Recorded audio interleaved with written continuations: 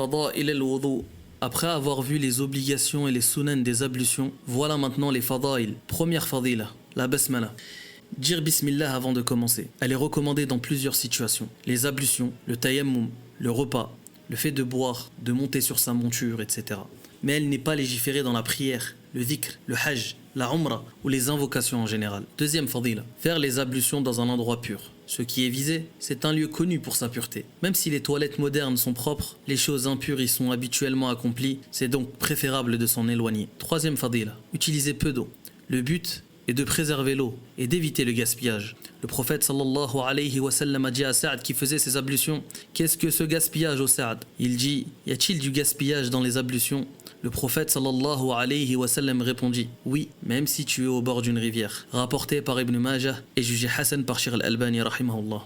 Quatrième fadila, mettre le récipient à sa droite. Si tu utilises un récipient pour les ablutions, mets-le à ta droite. Le prophète sallallahu alayhi wa sallam aimait commencer par le côté droit dans toute chose. Cinquième fadila, laver 2 ou 3 fois les membres. La première fois fait partie des obligations, le reste relève des fadail.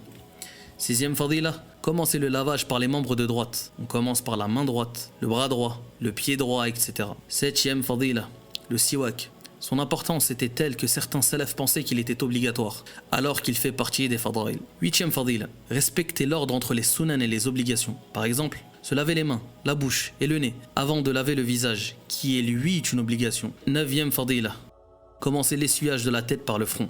Dixième fadila, faire passer l'eau entre les orteils pour s'assurer que l'eau atteint bien tous les endroits. Il faut savoir que certains y voient une obligation. Les fada'il viennent parfaire le wudu, alors que les sunan sont d'un degré plus fort et plus rapproché de l'obligation.